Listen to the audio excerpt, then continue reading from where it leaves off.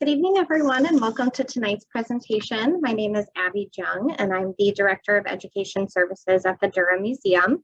I want to thank you all for taking the time to attend tonight's virtual event. The Durham Museum has enjoyed participating in the Institute for Holocaust Education's Week of Understanding programming for many years, and we're so grateful to be able to have the opportunity to participate in this year's virtual program. A brief technical note before we proceed, we do ask that you stay muted so that everybody can focus on the presenter.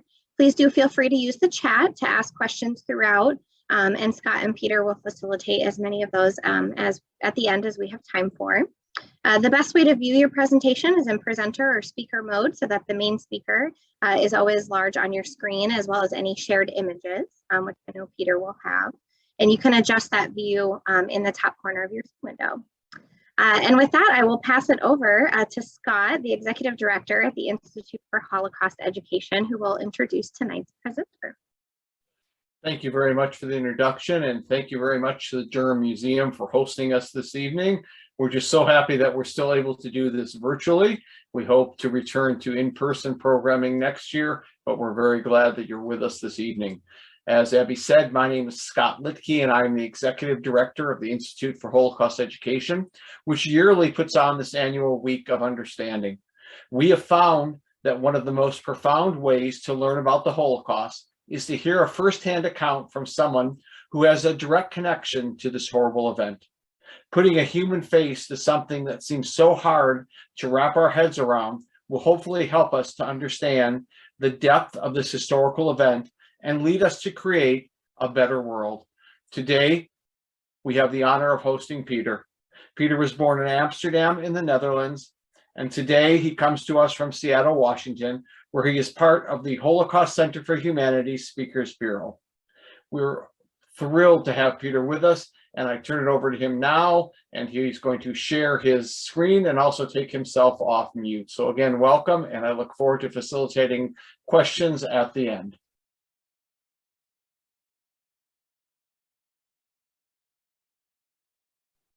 Peter, you got to take yourself off mute first. There we go. There you go. And share. Your screen. There we go. Hi, everybody. Can we hear? Are we on? Okay. Welcome. I first of all like to thank Scott and his entire staff at the Holocaust Education Center for allowing me to tell my story. Again, my name is Peter Metzelaar. I was born in Holland, or more modernly referred to as the Netherlands. My mom, dad, and I lived in Amsterdam, where I was born. And let's see, we need to get, let's see, you are screen sharing, and excuse me, I'm not able to advance right now. Participate, security, pause sharing, stop sharing. I'm very sorry, Scott. I need your help because I cannot advance my PowerPoint. Why don't you go back to the beginning of it and see if I am at the start of it right now. Let me see if Abby can come back on quickly, and she's a little bit better with a Mac than I am. I'm very sorry. That's all right.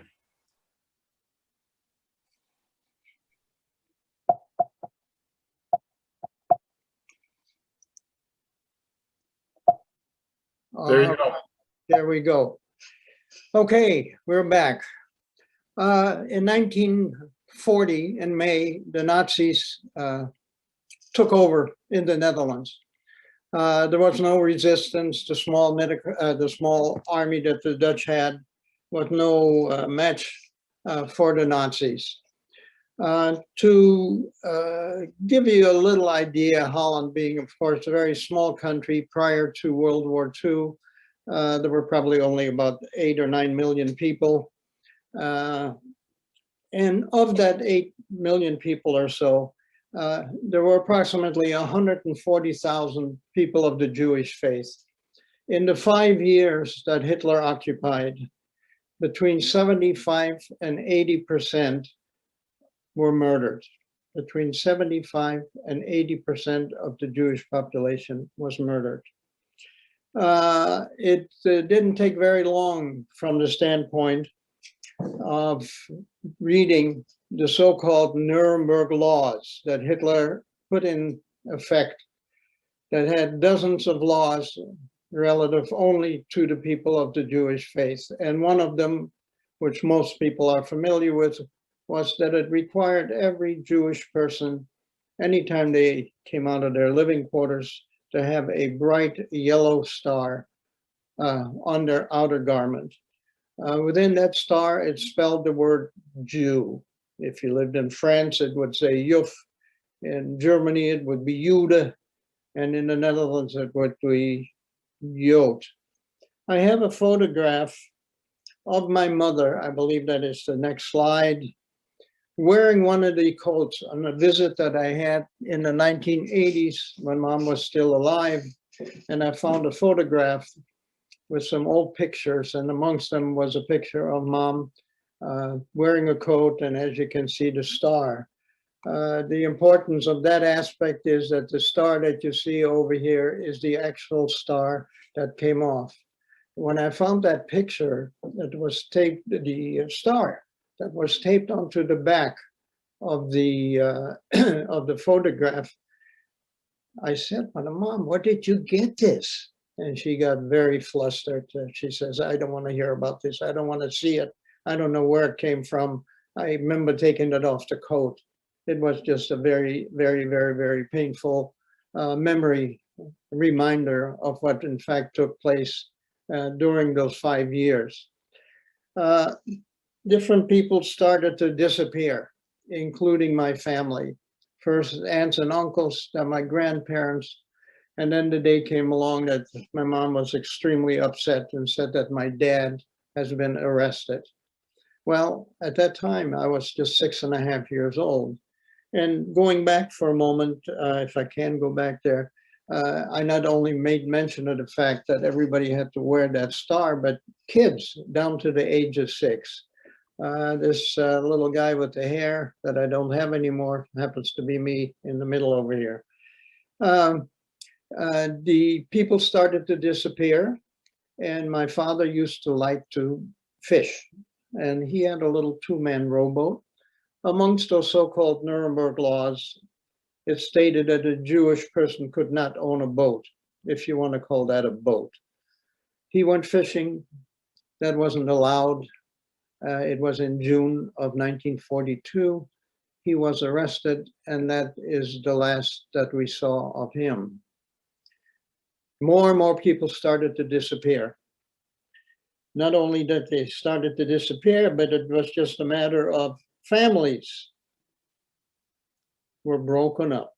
Somebody's father, somebody's mother, somebody's aunt, uncle, somebody didn't come home that night. Where did they go? Nobody knew it. I do remember looking out the window one day and seeing German soldiers rounding people up. I mean, I was a little over 6 years old. I didn't know what that was all about. And then they were put on a truck, and where did they go? Nobody knew. There were always people, as in every country, you got good and you have bad. You got people that fight for the good, and you got traitors, enemy sympathizers. How familiar are we with that in today's world, in aspects of today's happening? Mom found that there were some people, the good people, that started to find basically a resistance force. This was not on a large scale. That would be one person in one block, 2 people in another block, and they would just do things for the Jewish people that they couldn't do for themselves, such as the Germans, every country they occupied, they took over the food production and the production of coal for heat. All of that was taken over for the support of the German military. The non-Jews were given stamps to buy food, but the Jewish people were not given any. So some of these underground people, as I say, it was a very, a job, if you want to call it that, a deed that was threatened by death. If one of them were to ever get caught by helping a Jewish person, they would be shot on sight. And so they would, let's say, get some stamps, find some food that the Jewish people couldn't get, some false identification, because the Germans had lists of people, and can answer that at the end, how they came up with those lists of Jewish people. And one of the most important things was the fact that they would find people that would be willing to shelter a Jewish person or persons. How my mom got hold of one of those, I don't know. That comes up several times in my story, how she found out, because it was all so secretive. I have no idea. But they came up with a middle-aged couple, and I say middle-aged, even though you see a picture of them on the right, and they look a little older, Klaas and Roefina Post. The reason that they look as they did, they owned this little bitty farm over here, and they worked their fingers to the bone from sunup to sunset. They had maybe a half an acre of ground that they raised veggies in. That little farm, they had a couple of cows, couple of pigs, couple of chickens, and that was it.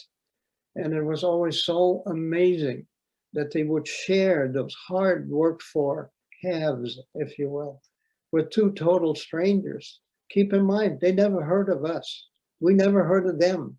They just felt their attitude. Who are these Germans coming across our borders and taking our citizens away? Jew, Christian, whatever, what is the difference? Those are Dutch citizens. And they felt that they wanted to do something. Not only in sharing, there were such courageous people, because as I got older, I started to understand that not only the decency that they had, but the courage that they had to shelter two Jewish people, because if for some reason, either my mom and or I were to get caught by the Germans, which was a rather likely situation, both Klaas, Roefina, and their entire family would either be shot on sight, put on a truck and sent to a Nazi concentration camp. The Germans started to find out that on the farm, Jewish people were being hidden. They used to go in the cities, door to door. I remember one particular incident before we went into hiding. It was nighttime, it was quiet. And I remember sometime during the night of trucks awakened me, pulling in front of this apartment complex that we lived in. And I remember those German soldiers yelling at the quiet of the night, "Alle Juden raus!" All Jews, get out! It was followed by women screaming, babies crying. I had no idea what all that noise was all about, but you know, the next day, some of my friends were gone. What happened to them? It wasn't spoken about. And as I mentioned, before we went into hiding, the biggest event amongst many big events was the fact that my dad got arrested in June of 1942. And as I mentioned, that was the last that we ever heard of him again. While on the farm, as I say, the Germans started to find out that Jews were being hidden on the farm. So now the trucks came on the farm, dozens of soldiers. They would be ransacking the farmhouse, kicking over furniture, looking in every nook and cranny on the various farms. People would be hiding. They were on there with fixed bayonets, sometimes stabbing into haystack, sometimes a kid being hidden in there, or an adult. If they came out, they were put on a truck. Where did we went? Nobody knew. No idea where these people knew. So one day, Klaas came up with an idea.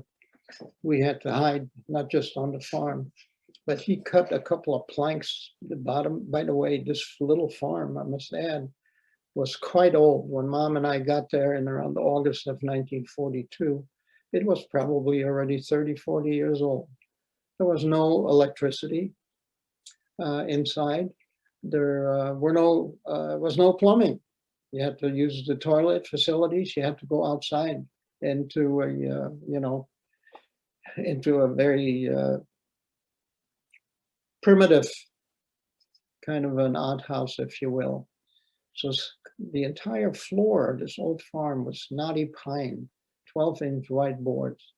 So one day, Klaas took a saw and he cut a 6-foot long section right into the joint of the two 12-inch boards, 6 feet long. And when you opened it up, the two 12-inch wide, 1.5 or 2 below there was the dirt of this old farm. Now, when Mom and I heard the trucks coming, we could run into this little room, open up those two boards, and we would crawl in underneath the floorboards. Klaas and Roefina would put the boards back on, throw a rug on it. Mom and I would be in there like a couple of sardines, hardly fit in there. Not only that, but then when the Germans came ransacking the farm, looking, they would be walking 1.5 feet over our heads. All it would have taken was one sneeze, one hiccup, and it would have been all over. Even that got to be too dangerous. Those raids started to become more and more frequent. Not more than a couple of 100 feet from the farmhouse was a small forest. You can't call it a forest, it was maybe 1/2 acre of trees. And one day at dusk, Klaas told me to get a shovel and a wheelbarrow. And I want to mention dusk. Mom and I were on that farm a little over 2 years, almost 2.5 years. And during that entire time, we could never, neither Mom nor I, come outside during daylight hours. Only when it got dark at dusk. The reason being, there were other farms in the area. And as I mentioned earlier, you got good, you got bad. You got people that, maybe were sympathizers with the Germans. You didn't know who was there. And if during the daylight hours, if Mom and I were to come out, somebody might say, hey, who are they? The reality is we could not, in body and soul, we could not exist. We could not have, we weren't humans. We couldn't be. Because if we were to we couldn't take the chance of somebody seeing us, because that would very likely be the end of us, as well as Klaas, Roefina, and their entire family. So we went into this clump of trees, if you will, with the wheelbarrow and started to dig into a rise. After a couple of days of digging, we ended up with a hole into the side of this hill, 3 feet wide, 3 feet tall, 6 feet deep. Klaas went out of the area and cut down some small trees and put it over the top, just random. And then he took the branches and interwoven by the entrance, if you will. In other words, you had to kind of separate the twigs to get in. Now, I mean, you could stand in front of this thing. It just blended in with nature. Couldn't tell there was anything. Now, when Mom and I heard the trucks coming, we would run out the back of the farm and we'd crawl into this hole. Oh, my. That was one of the scariest times that I remember. Again, keep in mind, I'm just going on 7 years old. When we were in that hole, we could hear the Germans carrying on at the farmhouse. It was only a couple 100 feet away. And Mom and I were in there like a couple of sardines. We could hardly breathe in there. And there were two things that always scared me that I so vividly remember. And that was while we're laying in this dirt, in this hole, one of the things that scared me is that dirt kept trickling down. I was always afraid this was going to cave in. But what scared me more than anything else, and I did not understand until many years later, but the thing that scared me more, I could hear them carrying on in the farmhouse. I couldn't see them. And the thing that scared me more than anything else Is it this time? Are they going to come and get me? Mommy, what did I do? Why are we in this hole? What happened? Where's Dad? Why aren't we at home? I knew somebody wanted to do terrible things. To what degree, I don't remember. But I didn't understand. What are we doing in this hole? That was the scariest part of all. Are they coming? I couldn't see. I could only hear them. But folks, speaking to you today, they never, ever, in all of that time, I don't know how many dozens of times Mom and I hid in this dirt, in this hole. They never came out to this little forest. It was in the latter part of 1943 that the Allies started to run bombing raids over to Germany, the British and the Americans. They flew heavy bombers, 4-engine B-17 bombers. And when they came over, and it was just coincidence that between their run from Great Britain over to Germany to try and wipe out Hitler's manufacturing war machine, it was just coincidental that we happened to be underneath the flight path. And the reason that I'm making an effort to bring this out, if you can possibly think in your own mind what it would be like when between 800 and 1,000 of those 4-engine bombers in formation would fly over the farm. The windows rattled, the ground shook. It was terrifying. Mom said it was a good thing. I was very, very scared. The Boeing company here in Seattle manufactured with their associates almost 13,000 of those bombers. By the end of the war, over 1/3 were lost. Each one of them carried a crew of 9. And when they got shot down by the German Luftwaffe, the Air Force, not many of them got out. So the command decided to try and run those raids at night to curtail some of the material and human loss. It was one of those first nights I could hear them coming.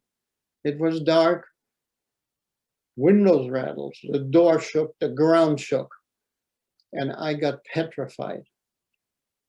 I had to go to the bathroom, something fierce, so I asked Mom if she would take me, which she did. We stepped outside of the farmhouse in the dirt, and the drone, the noise of those bombers overhead was deafening. You looked up, of course, you couldn't see anything. It was nighttime. And then a strange thing happened. Mom had a little flashlight, and she turned it on just so I wouldn't fall in the dirt over my own 2 feet in the dark. And when she turned that on, I hit her with my fist in her stomach with such force that she doubled up. She yelled out, "What was this all about?" She's trying to help me, and I hit her. Well, you know, like when I do my talks to youngsters in school, I always like to bring out and remember a time in their lives when they were afraid. And the mind does strange things. Sometimes the mind helps us. Sometimes the mind makes us more frightful. But whatever happens, it might be over-exaggerated, under-exaggerate of the situation. But as I got older, I understood what happened when Mom, trying to do good, turned on that flashlight. In the mind of an 8-year-old, I thought a bomb was going to come right down that flashlight. All the crazy things, you know, the mind does, and especially a kid. I'm going to have to say, okay. We were on that farm for 2.5 years, almost 2.5 years. The raids became like twice a week. And in her wisdom, Mom decided we should find another place to hide. Once again, even on the farm, how she got hold of one of those underground people, I have no idea. I know I asked her many times. She didn't remember, didn't want to remember, I don't know. But they ended up finding a couple of women in the city of The Hague, the seat of a government. I don't even remember how we got there. Strange. strange, because I remember so much of those days. But the one thing that I do remember, these women, they had like a 3-4 story walk-up apartment, and they would just use one of the bedrooms, one of the small, probably wasn't bigger than an 8x8 bedroom. But it was so different from when we understand.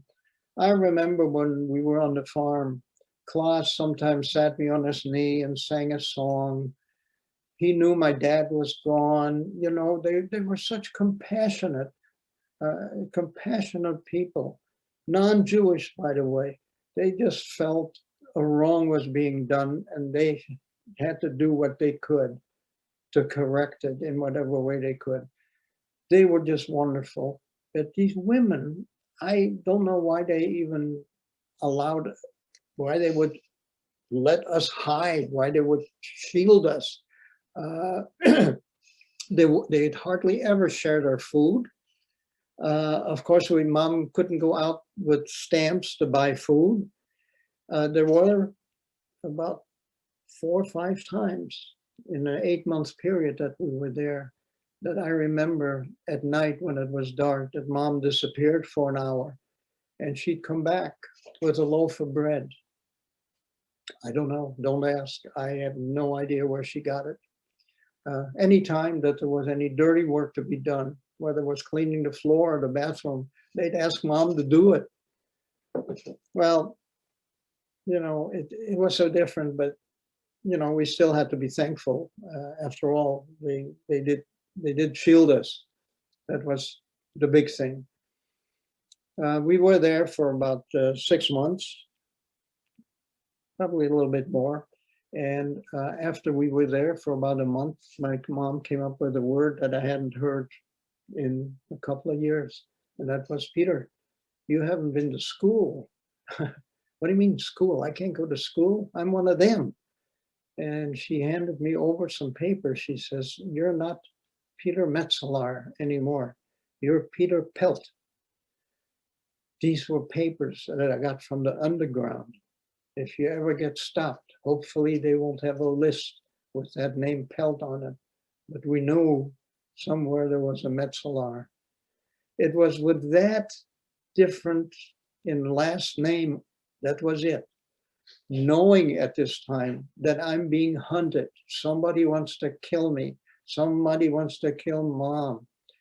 It was with this in my mind for 2 years that I didn't have a body, I didn't have a soul, I didn't exist, that the star came off and I went to a public school. It was one of the most frightening experiences that I ever had, knowing who I was, but knowing or not knowing, going, what's going to happen to me? Once again, in my mind, when I went to that school, I just felt that every kid there would point at me and say, hey, there he goes, there's one of them. They didn't know me. They didn't know me from Adam. I was just one of the guys. But the frightening aspect of having lived for over 2 years of not having an identity and now just going right in there. One of the things I always tell the kids, the adults in most cases are well familiar with that. The Germans had during those days, had a very brilliant young man, a scientist by the name of Werner von Braun. Werner von Braun, when he was 21 years old, he got his doctorate, his PhD in physics. And he and his scientists developed a murderer's weapon. It was called a V2.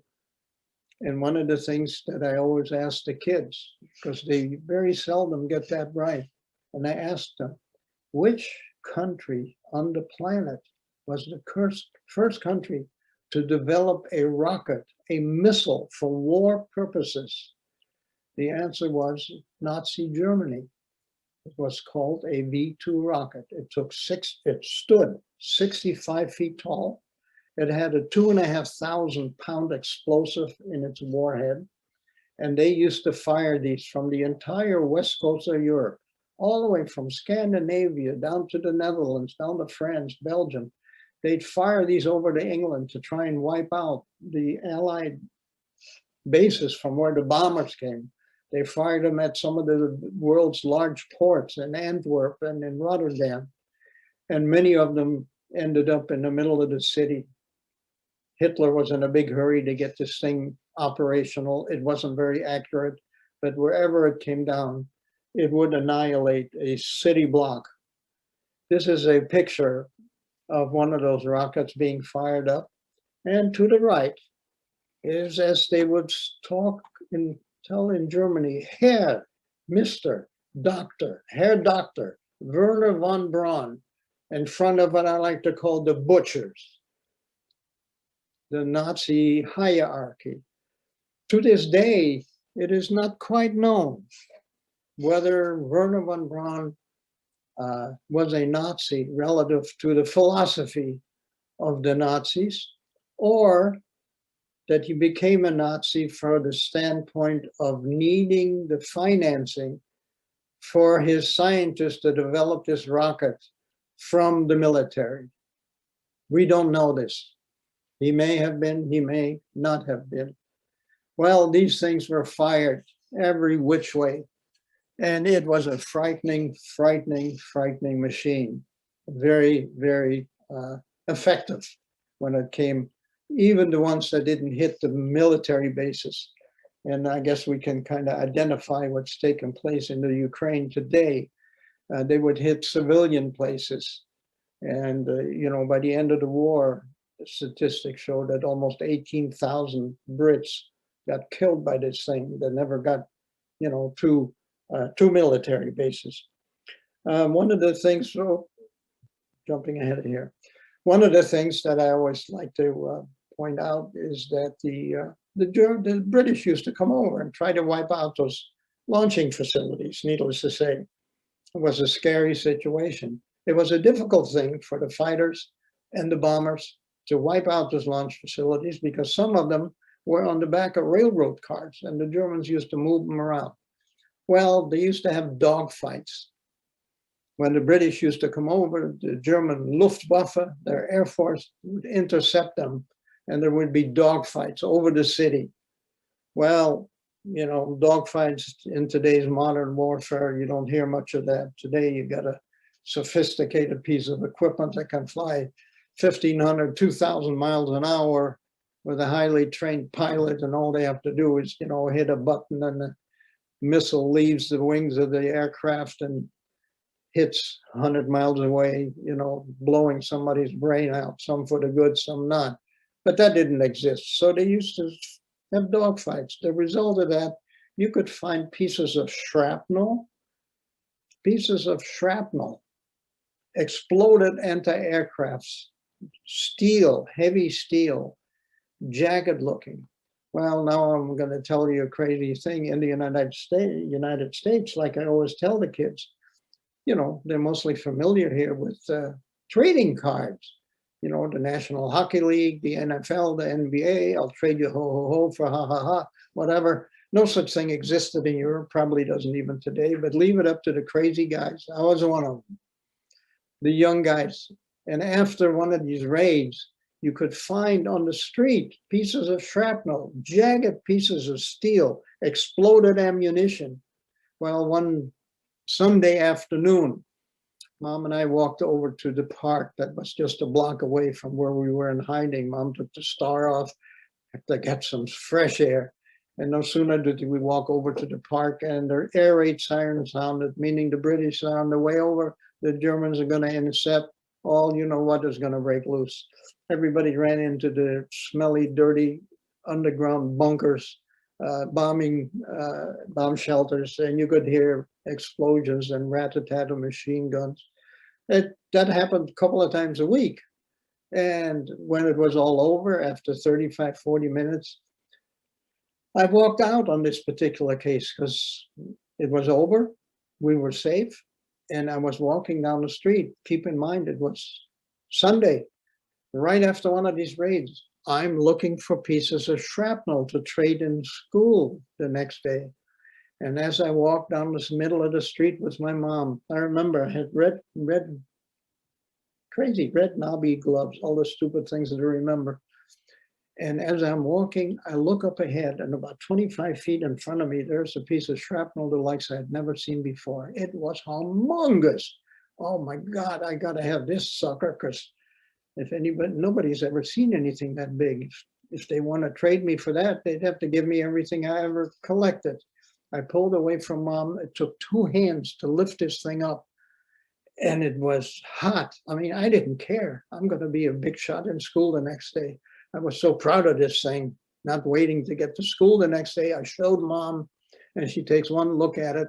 I have no idea what she was thinking. She made me heave this thing away. And it was not more than 10 seconds later when there's an explosion in back of me. There's about a 10 by 10 inch crater. I have no idea what it was that I picked up, but whatever it was live. It exploded. My only regret was I wasn't going to be a big shot in school the next day. I wouldn't be speaking here either today. Well, the Germans got so angered the way the war was going, that, and everything geared, not only the shooting war, but the war, which we now refer to as the Holocaust toward the Jews. The raids were 24/7 around the clock. My mom found out that the women that were hiding us were going to turn us in. They were too afraid we'd get caught, and that would be the end of them as well. We had to get out of there. Mom, again, through the underground, found the underground back in Amsterdam, a 1-room apartment. Now, in those days, there was only one highway connecting the 2 cities, only about 40-45 miles between The Hague and Amsterdam, but it was not allowed to be used by any civilians. There was no such thing as transportation, couldn't ride a bicycle, couldn't do anything. It was just used for the German military. I wake up one night and my mom is sewing a bunch of bed sheets. I said, "What are you doing?" After I fell back to sleep, I woke up maybe 2 hours later, and she puts this contraption that she just sewed by hand. It was like a nurse's uniform, a skirt and a top with some buttons and a pocket, a little hat. And then she told me, "Get dressed, we got to get out of here." I had no idea what was going on. It was winter. She bundled me up, bundled herself up. She wrapped this contraption around herself, and we tippy-toed out of the apartment. We had no belongings.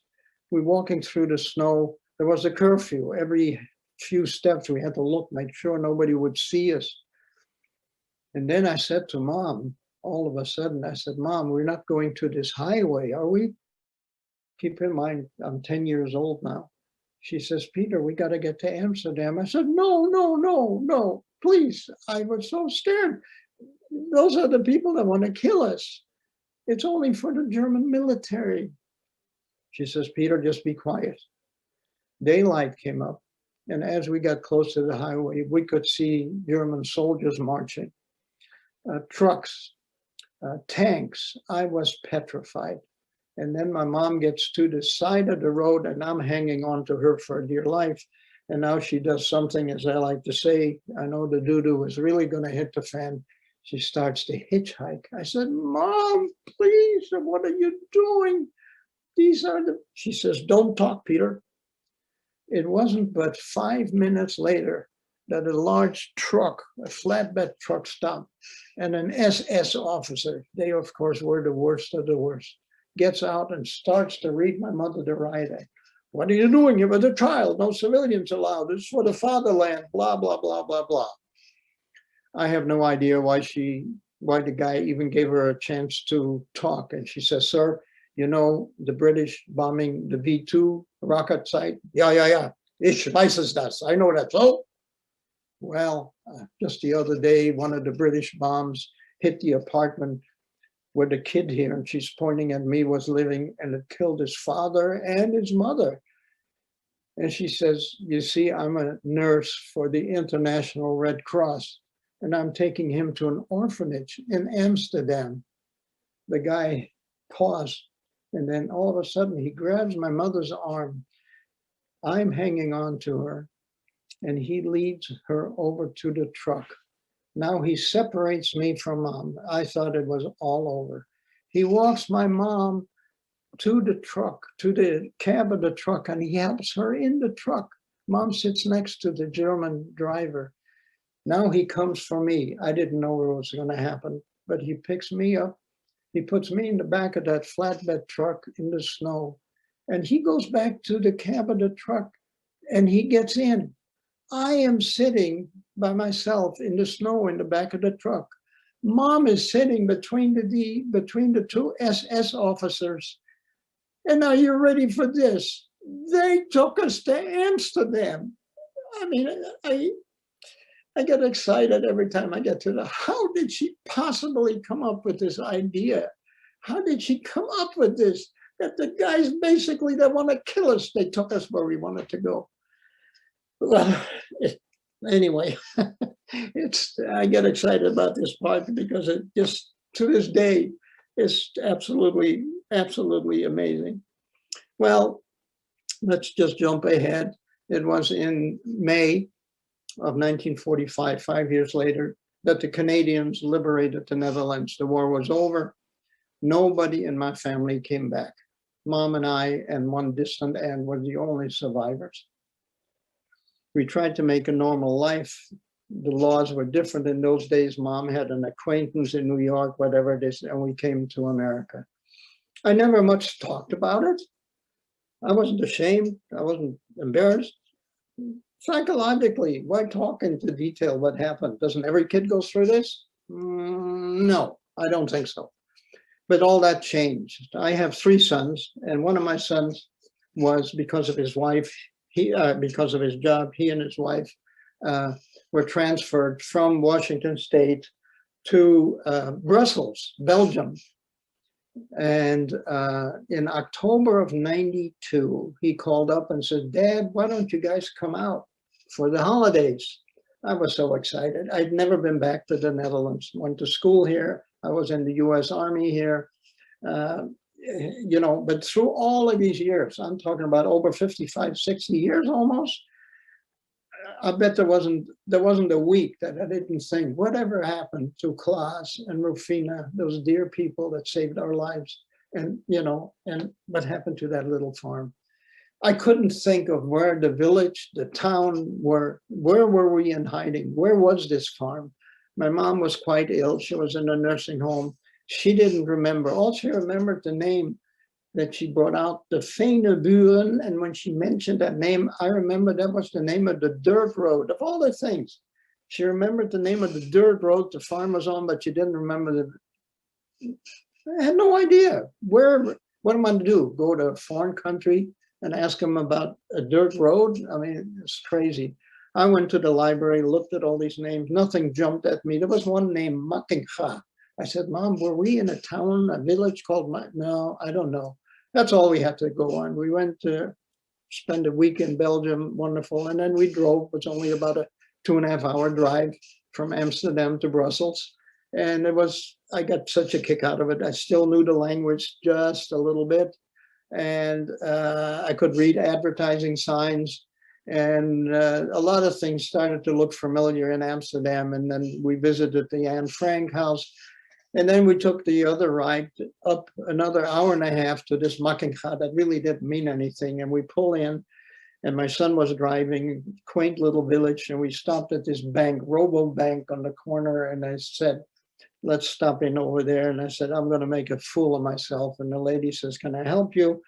And I said, well, yeah. I said, we're from America. I said, I hate to ask this. It feels ridiculous. I said, have you ever heard of a dirt road called the Fijneburen? And I'm ready to tuck my tail between my legs. And she says, sir, yes. She says, it's 5 minutes from here. I said, no. I said, oh my God, I can't believe it. My wife, my son, my daughter-in-law and I, we were hugging, we were crying, not even knowing where we were, and having gotten there, in my case, stepping back into my history of so many years ago, we were carrying on and making a racket. The manager came out, probably thought it was a holdup or something, I don't know.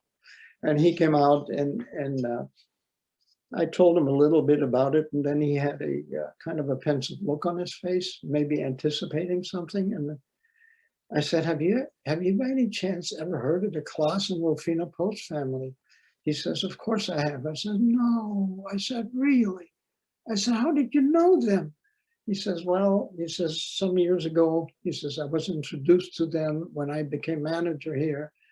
And not that I anticipated anything different, you know, I mean, all these years, but I asked, I said, what happened to them? And he said, well, they both passed away in the early 80s. And as many times as I told that story, it still gets me. I said, all I could think of, why didn't I go back before, give him a hug, thank you for saving my life? You know, regret is a horrible, horrible thing. Anyway, he said that farm was still there. He says, I don't know, you may not recognize it, it's bigger, blah, blah, blah. And he made a little map and we drove, and here we go down that dirt road, the Venebu Road. Yeah, Mom remembered the name of the dirt road, not where the village was. And we drive about a quarter of a mile. My son was driving, and I said, oh my heavens. I said, there it is right there. I recognize the farm. New paint, new roof, added barns, you know, foliage over almost 60 years. Oh my gosh, it was unbelievable. I recognized that little structure, the original little farm. Unfortunately, nobody was home. I wanted to go inside, and I wanted to go in that room and see if those boards were still there. Well, Mom and I hid underneath the floorboards. Kind of unlikely after all these years. We walked around that farm forever. And every time came to the back of the farm, Klaas had always made a little toy at dusk for me to play in the back away from the dirt road. And it was just magic. I felt like I was 7 years old again.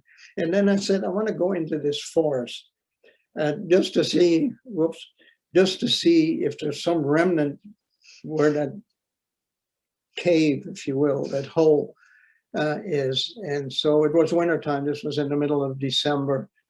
And we walk in there. For some reason, my family goes one way looking and I go the other. And every time there's a little rise in the ground or something, I step on it, see if there's some soft dirt where that hole, whatever that cave may have been.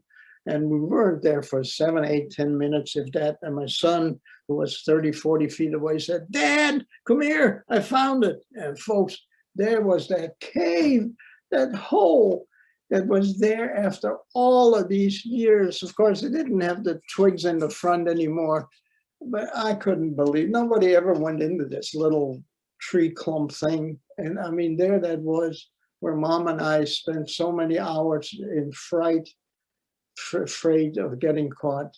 I had a little screwdriver on my keychain, and I carved my mom and my initials in the top of that. I mean, it was unbelievable. Something that I always wanted to do. Everybody called me a nut, and that was that I wanted to visit the site of a Nazi concentration camp. And after we drove back to Brussels, my son had made some arrangements. And we flew on LOT Airlines, the national Polish airline, over to Krakow, a beautiful medieval, 1200-year-old medieval city. However, 20 minutes outside of this beautiful medieval town was the largest, the most inhumane piece of hell that man ever created for man, called Auschwitz-Birkenau. It was a 15 square mile camp, 15 square. At any given time, it would hold 135,000 prisoners. Can you imagine? 130 from various countries, you name it. So that is where some of those people were going to. This building over here that you see here with the tunnel, it shows in most history books.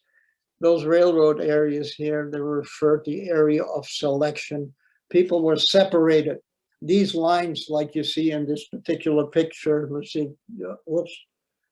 Oh, okay, that picture that you see there, they would separate the old people together with young women with babies. And on the other line, the young people. They were told to go forward. And there were just a Nazi officer that would point. links, left, rechts, right. If you went left, the younger people, they went into a slave labor camp. They were given 1 square inch of bread a day with a half a cup of water. Most of them wouldn't survive 3-4 weeks.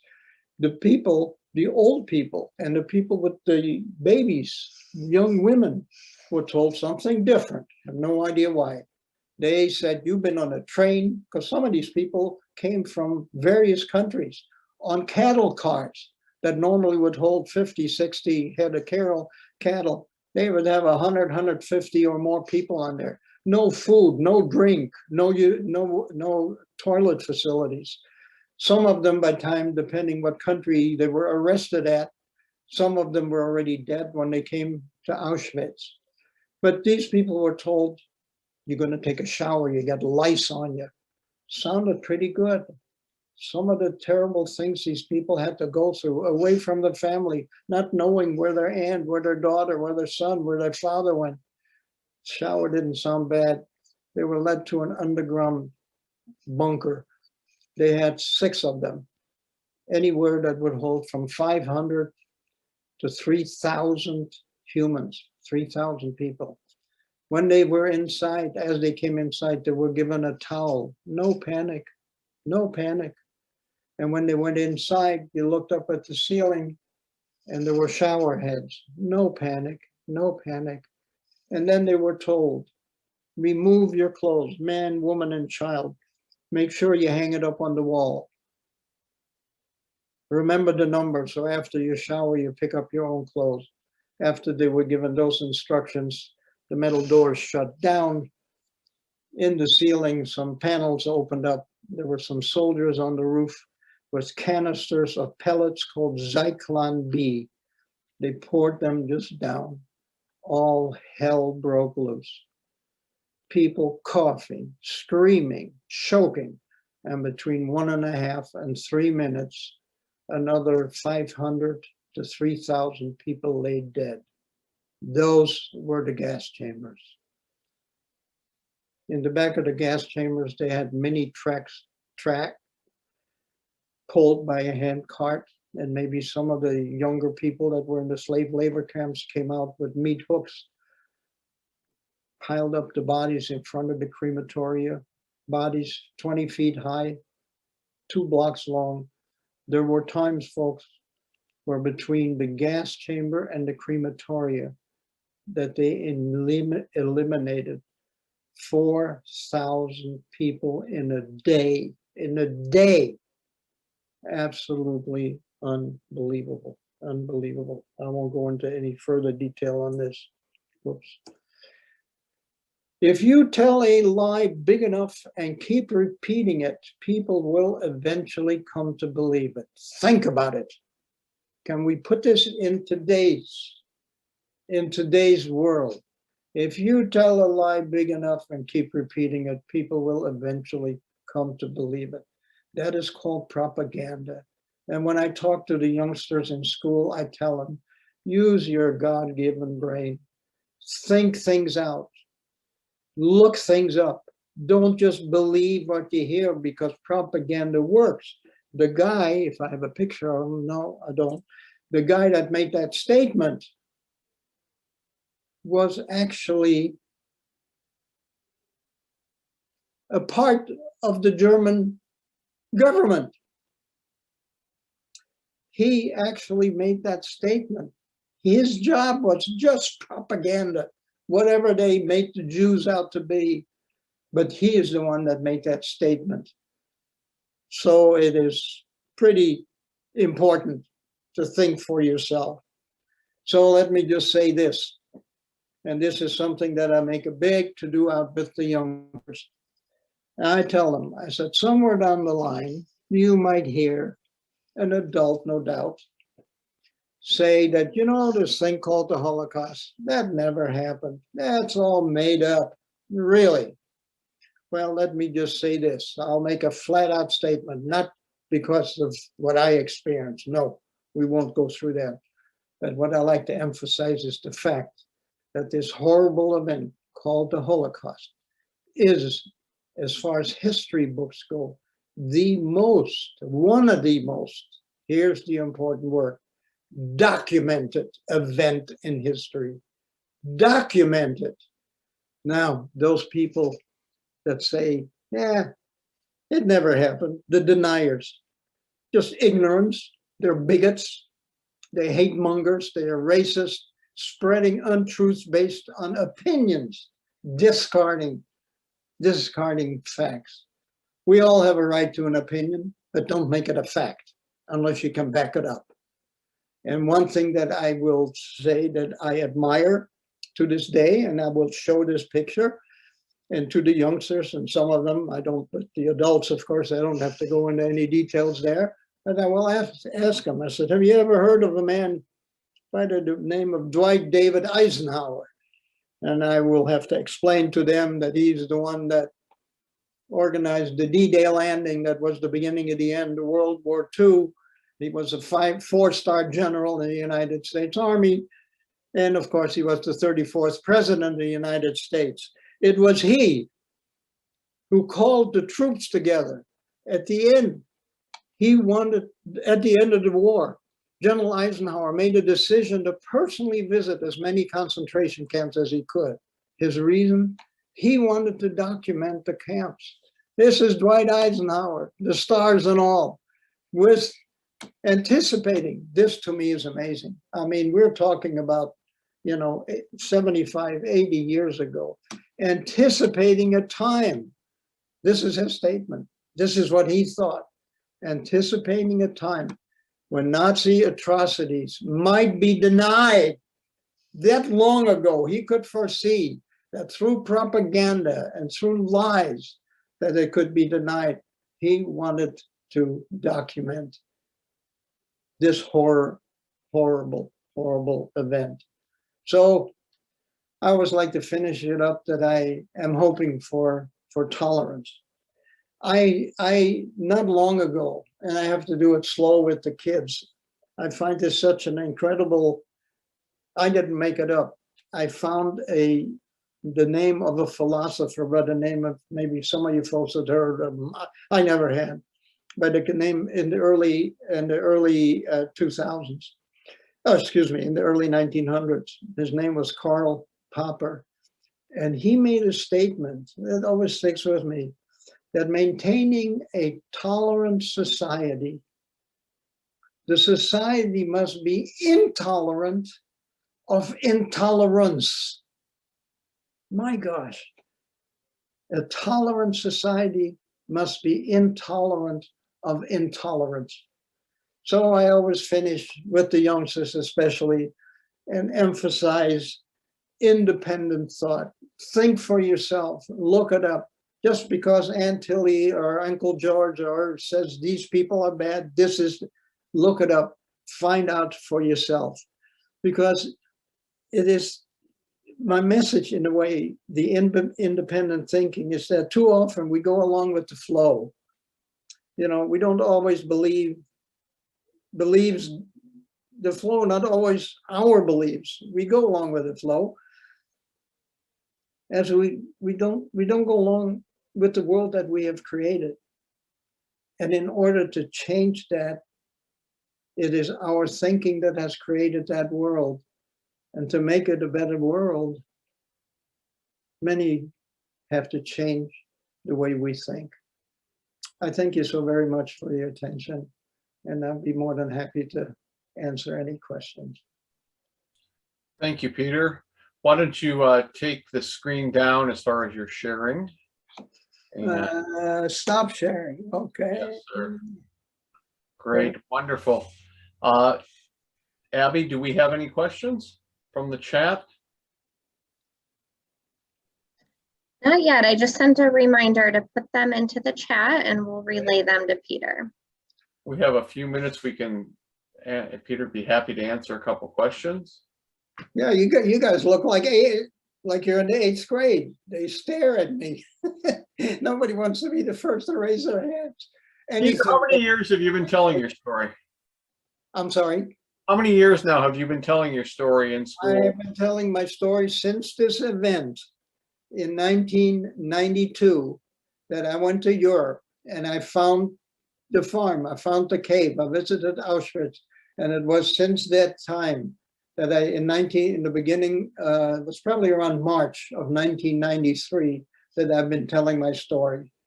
And prior, as a matter of fact, that was probably the busiest time, a year before the pandemic came out. That year, I told my story in 41 times in various schools and different organizations. And how did your mother find out about safe houses? Did you ever find that out from her? How she found out about safe houses? No. So you mean to hide, places to hide? That was all through the underground. Independent individual that felt some wrong was being done.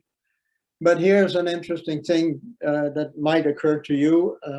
After that experience that I had, not having been back to the Netherlands or Europe as a whole for all of these years, then going back and finding, like I say, the farm and the cave and visiting the camp, I couldn't wait to get back home. And like I say, my mom was in a nursing home. She wasn't well, but I could just picture sitting next to her, holding her hand and sharing a tear or two that I wanted to tell her about what I saw and what I experienced. She didn't want to hear it. She did not want to hear a word of it. And it hurt me in a way, but I certainly understood. And that was just another motivating thing why I wanted to tell my story. And the museum in Seattle, is it back open now since COVID? Yes, yeah, we're open. They're open every Sunday for the public. And as a matter of fact, the first Sunday of each month, I go down there and I spend time for answer any questions. And it is open during the week. They will bus different school classes in there, and they of course have not only the artifacts that are there, but several programs showing the history of the Holocaust and so forth. And what do you think gave your mother such bravery? What gave her? I'll tell you, I have no idea. I mean, when I think about it, some of the things that she went through, I guess I have to put it down to nature, what a mother will do to save her child. I had no sisters or brothers. I was the only child. And I guess whatever you do to preserve, life as we know it or as we would like to know it, I can only say that's motivated her. But again, at the end, all these years later, she just did not want to talk about it. But the yellow star is at the museum, correct, in Seattle? That picture that I showed you with her wearing the star and the star next to it, a few years ago, I donated that to the museum, and it's under glass. It's as one of the artifacts that is in the museum. Another thing, for example, that they have at the museum, and they have many, many other artifacts, but they have one case, and I understand there's only, I don't know how many, but not many museums in the world that have that, but there is one case under glass where they actually have artifacts that were sent from the Auschwitz death camp. And it has to be preserved. It has to be shown in a certain way, preserved a certain way. We can only keep it for 6 months, I believe, and then it has to be shipped back in a certain way. And they will send, now these were actual artifacts. An example, an old shoe from a child, some child walked in that, probably ended up in the gas chambers, in the crematoria. And so, it's a very precious, I always, when I am at the museum, especially when they have youngsters go through and they see a shriveled old little shoe, I try to emphasize, a kid like you probably walked in that shoe at one time or another. to emphasize these are not just artifacts. It becomes a life, and we hope that we can learn from that. Thank you, Peter. We have time for one more question. Did you ever find out what happened to your father? Yes, absolutely. After we came back from the trip to Auschwitz, I wrote them. There is a very large museum, and I got a letter back in Polish, even though I don't read Polish, but I had a friend translate it. The one thing that I could see, all the Jewish people that were arrested in the Netherlands were sent to a disbursement camp, if that's the right word, a holding camp in the Netherlands called Westerbork. And from there, they were shipped to various death camps, various places throughout Europe. And on that letter that came from the museum, I saw the name Westerbork. And the only thing that I gave them, I wrote them a letter, and I gave them the date, the birth date of my dad, that he was born in the Netherlands, and his name. That's all I gave them. And it came back and it said Westerbork. And then it had a number, a 6-digit number, and it said Auschwitz. And he actually, as a matter of fact, I have documentation that he died the day that he died in Auschwitz. The Germans were excellent, excellent record keepers. And he, as a matter of fact, my grandparents, I could never, very quickly, if I have a time, I had put my grandparents' date of birth and them being from the Netherlands as well, and it did not address it. They didn't, all it had is my father, but not my grandparents. In the Netherlands is an organization that to this day follows up over the years history of the Dutch Jews, et cetera, et cetera. And I wrote them, and they gave me the same information. They had the information, the date that my father was shipped from Westerbork to Auschwitz, where he perished. And then they answered my question. I said, why didn't they answer anything about my grandparents? Does that mean they went to another death camp? And the answer was this, and it is chilling. I am 86 years old. My grandparents at that time were 58, but that was too old for slave labor, which means that the trains came into Auschwitz, and instead of being for labor use, which they had no use for, or any other use for, off of the trains, they went right into the gas chambers. They probably did not even survive a day, and there's no record of that. But at 58, they were too old for the Nazis to use them, and so they went straight into the gas chambers. Peter, thank you for sharing that. I'm sure it's very painful. And we've learned so much from you this evening. As always, the Institute for Holocaust Education is grateful for your virtual visits with us. We'd also like to thank the Durham Museum for hosting us this evening. We look forward to being live and in person, God willing, next year. And Abby, do you have any last words that you'd like to say? Just also a huge thank you to Peter. That was incredible information to hear from you. And a big thank you to Scott and the Institute for Holocaust Education for including us this year. And thank you all for joining. Thank you all for being here. Thank you. Thank you, Peter. You bet. You're very welcome.